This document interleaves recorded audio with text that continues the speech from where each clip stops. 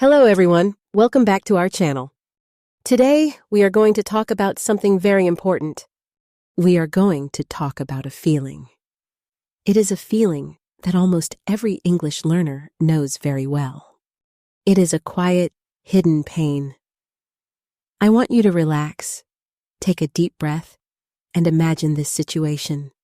You are walking down the street on a beautiful day. Or maybe you are standing in a coffee shop waiting for your drink. Suddenly, a foreigner walks up to you. They smile. They look at you and ask you a simple question in English. Maybe they ask for directions to a hotel. Maybe they just want to say hello. What happens inside your body at that exact moment? I know exactly what happens. Your heart starts to beat very fast. Thump, thump, thump. Your hands begin to sweat. Your mind, which is usually full of thoughts and ideas, suddenly goes completely blank. You forget all the new words you learned yesterday. You forget the grammar rules. You cannot remember how to say a simple sentence. You feel a cold wave of panic washing over you. And then you open your mouth. What is the very first thing you say? Before you even say hello, before you even say good morning or smile back, you look down at the ground. You look nervous and you say, I am sorry. My English is very bad. Think about that for a moment. You say I am sorry. You apologize. You apologize for speaking a second language. Why do we do this? Why do we always say sorry? We do this because of fear. We are terrified. We are scared that the other person will judge us. We are scared of making a stupid grammar mistake. We are afraid of using the wrong word. We are terrified of looking silly or sounding foolish in front of a stranger. When we speak English, we feel like we are taking a difficult test at school, and we are afraid of failing. We feel like our English is not good enough for the world. Think about all the hours you spend studying. You watch English videos, you write down new words in your notebook, you practice speaking alone in your room. You work so hard to improve your life, and yet, when the moment comes to speak to a real person, you feel ashamed. You hide behind the word sorry. You try to protect yourself before anyone can laugh at you. If you have ever done this, if you have ever felt this sudden fear and shame, I want you to listen to me very carefully today. You are not alone. Millions of people feel this exact same way every single day. But today, we are going to change this. Today, we are going to break this toxic habit. I want to tell you a simple truth. You have done absolutely nothing wrong. Learning a new language is hard. It takes a lot of time. It takes immense courage. You are trying to communicate in a language that is not your mother tongue. That is a brave thing to do. It is a beautiful thing to do. You do not need to apologize for learning. You do not need to say sorry for trying. Today, we are going to learn why you must stop apologizing for your English and how you can finally find your true voice. Lesson 1, the sorry trap. Let's talk about our first lesson today. It is something I call the sorry trap. Why do I call it a trap? A trap is something that catches you. It is something that stops you from moving forward. When you say the word sorry for your English, you are building an invisible wall between you and the other person. You are catching your own success and throwing it away. Most English students think that saying sorry is polite. They think to themselves, if I say sorry, the other person will be kind to me. Or if I say sorry, they will understand that I am trying my best. But the truth is very different.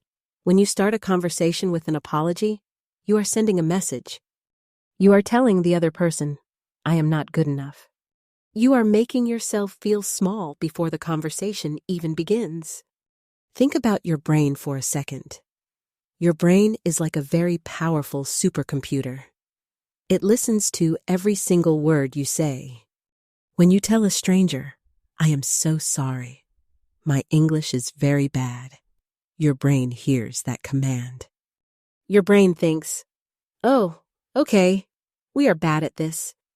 We should be quiet. We should be afraid. We should hide. This makes your brain shut down. You lose your confidence. You lose the words you studied so hard. You are literally telling your brain to stop trying. This is why it is a trap. You are creating your own failure with your own words. Now, let's think about the person who is listening to you. Imagine you are at a small cafe in London or New York. You want to buy a cup of coffee? You go to the worker and you say, "I am so sorry, my English is terrible. Can I have a latte, please?" What does that worker do? Now, they are not thinking about your coffee anymore. They are thinking about your English. Because you told them to. They are now looking for your mistakes. They are waiting for you to fail. You have invited them to judge you instead of just talking to you. But what if you just walk up, smile, and say, "Hello. One latte, please?" In that moment, the worker is only thinking about the coffee. They don't care if your grammar is perfect. They don't care if you forget an S at the end of a word. They just want to help you. By not saying sorry, you keep the conversation focused on the real goal.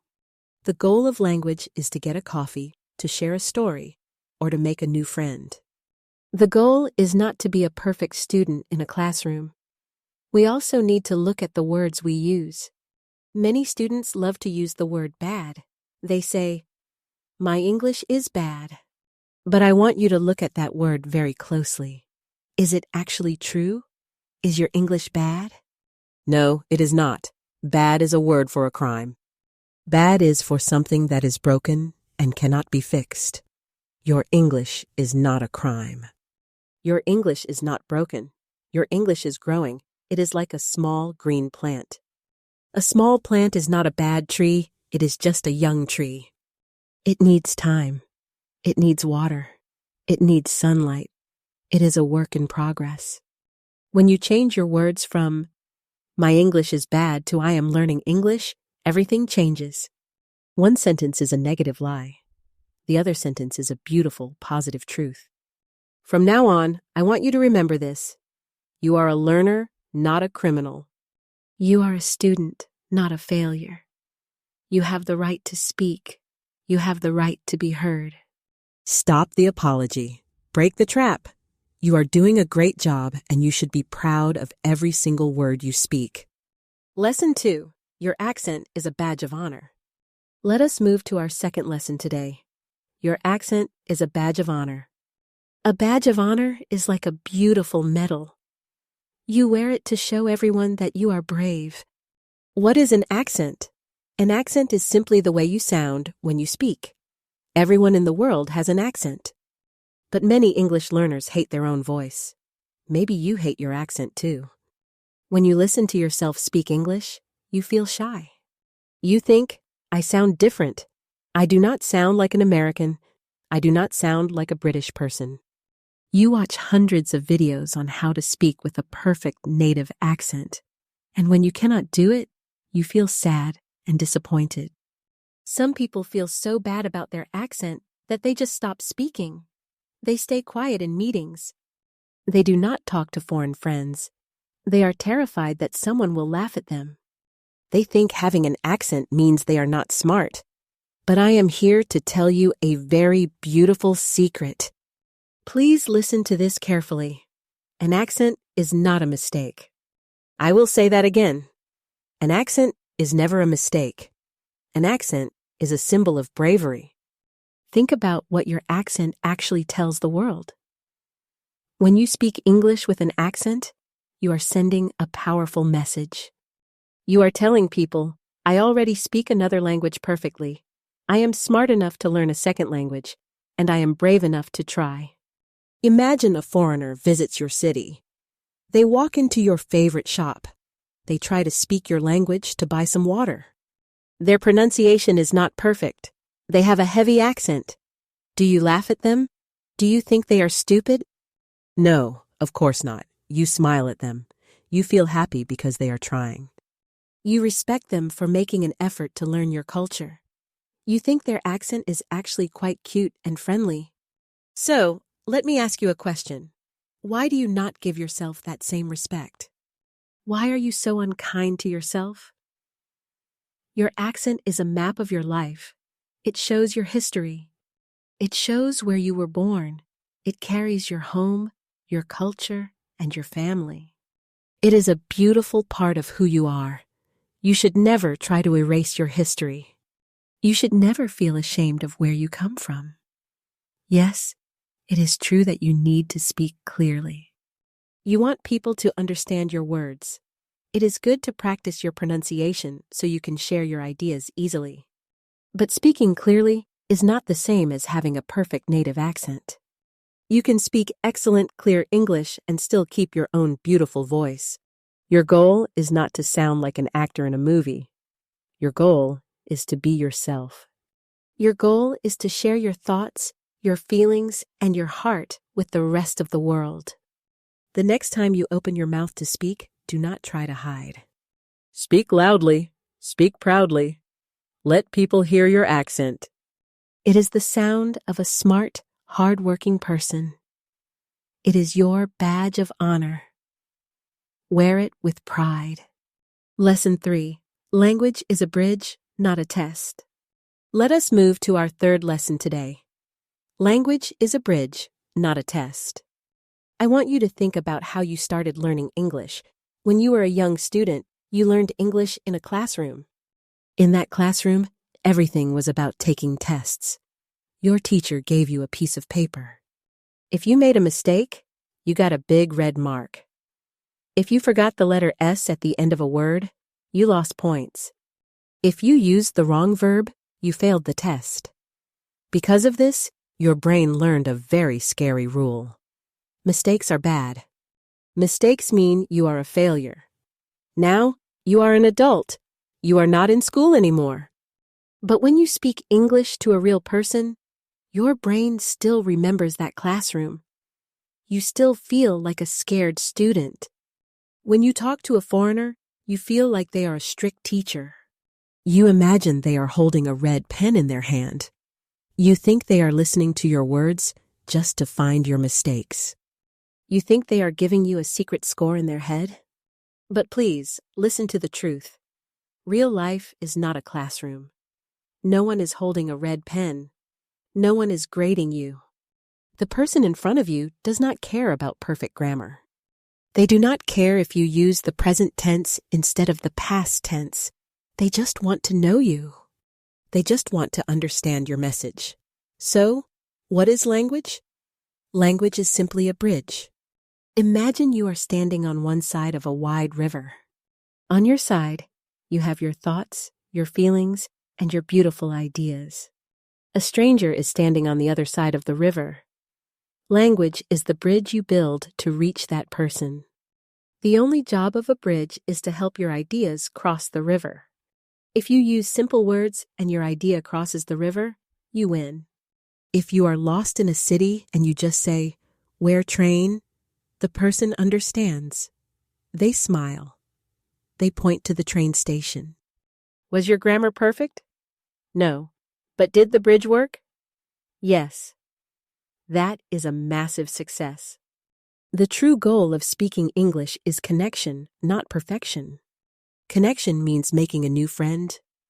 Connection means sharing a warm smile. Connection means helping someone or asking for help when you need it. Do not destroy your beautiful bridge just because it does not look perfect yet. Do not stay quiet because you are afraid of the red pen. The red pen is not real. It is only in your mind. When you speak English today, forget about the test. Look into the other person's eyes. Build your bridge. Focus on the connection and let the perfection go. We have learned so much today. We know that apologizing for our English is a trap. We know that our accent is a beautiful badge of honor. And we know that language is a bridge for connection, not a perfect test. But I know you still feel nervous. I know the fear does not disappear in one day. When you speak to someone and you cannot find the right words, what should you do? If you cannot say, "Sorry, my English is bad," what can you say instead? Today, I am going to give you 3 simple tools, 3 powerful sentences to use instead of saying sorry. First, instead of apologizing, say thank you. When you make a mistake, or when you are trying hard to find a word, the other person usually waits for you. They listen patiently. Do not say, I am sorry, my English is bad. Instead, smile at them and say, thank you for your patience. This changes everything. Sorry makes you feel weak. But thank you shows that you are polite, confident, and grateful. It makes the other person feel good too. Second, instead of feeling embarrassed when you don't understand, ask for help. Sometimes a foreigner speaks very fast. You do not understand them. Your brain freezes. Or, could you say that one more time? Even native speakers ask people to repeat themselves. It is a completely normal part of any conversation. It shows that you are listening and you care about what they are saying. Third, instead of giving up when you forget a word, use what you know. You are talking and suddenly you forget a word. Do not say sorry, I don't know the word. Instead, use your hands. Use simple words. Say, let me try to explain it this way. Or, it is like if you forget the word for umbrella, just say, the thing you use when it rains. They will understand. And they will smile. That is the magic of the bridge. You are using the tools you have to solve a problem. That is what smart, brave people do. As we come to the end of our lesson today, I want you to remember the feeling you have right now. You are doing a wonderful job. Learning English is a long journey. It is not easy, but you show up every day. You listen, you study, you try. You should be so incredibly proud of yourself. Every single time you open your mouth to speak, even if the sentence is not perfect, you are winning. You are defeating your fear. You are building your bridge. I want to make a promise with you today. Let us agree to leave the word sorry behind.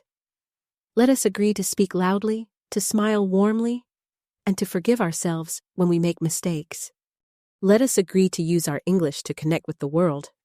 If you are ready to make this promise, I want you to go down to the comments section right now. I want you to write a message to yourself. Type these exact words. I am a brave speaker. I will not apologize for learning. Write it down. Look at it. Believe it. Thank you for spending this quiet, beautiful time with me today. Remember, your voice matters, and the world is waiting to hear your story. Keep speaking, keep building your bridge, and I will see you in our next video.